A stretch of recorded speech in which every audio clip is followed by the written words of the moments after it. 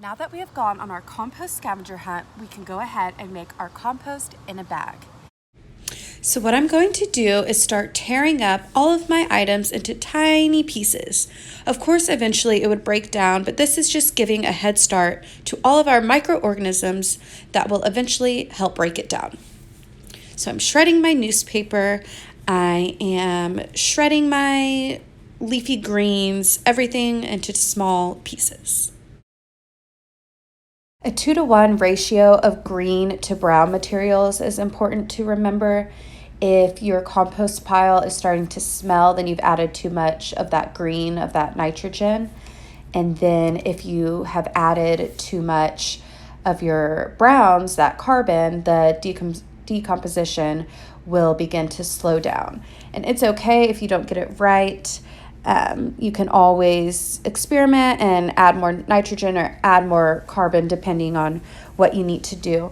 If your compost begins to dry out, then just add a little bit of water.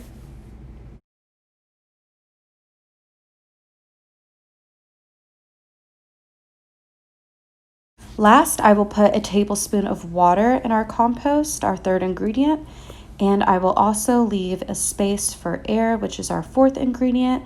You can also add a straw in the corner of your bag, and then you have completed your compost in a bag. So since we spent so much time making this compost in a bag, we also wanted to talk about all of the tiny little creatures that go to work at creating our compost.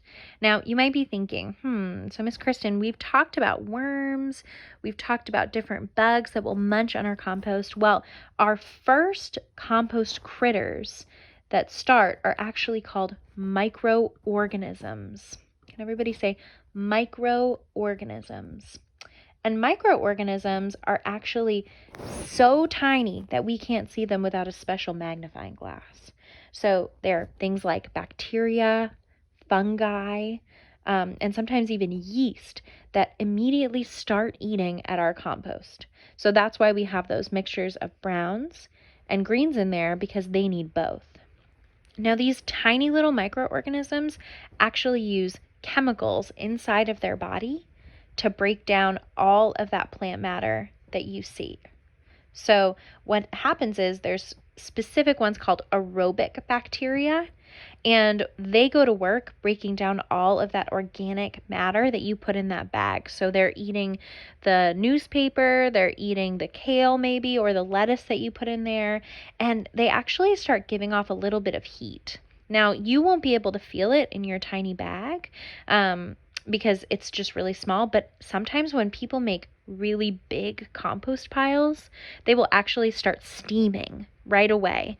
And that just means that the microorganisms, the aerobic bacteria, are actually working really hard to decompose that pile, and it's warming up. Now, after the pile starts to cool down, we'll get a couple more macroorganisms. So that'll be things like beetles or mites or centipedes or something called a rove beetle or an ant. Sometimes we might even get things like earthworms or snails or slugs or sow bugs or millipedes or flies and fly larvae. And all of those things work together as well to continue to eat all of the organic matter in your compost and poop it out, creating this really nutrient-rich soil that is all broken down. Okay, so we're so excited for you to see if you can spot any microorganisms in your bag. If you want to keep this little bag outside, since it's permeable, since like things can get out of it, that also would be great, because all that air that's getting in there is going to help your compost in a bag decompose even faster. Make sure to tune in next week. See you then.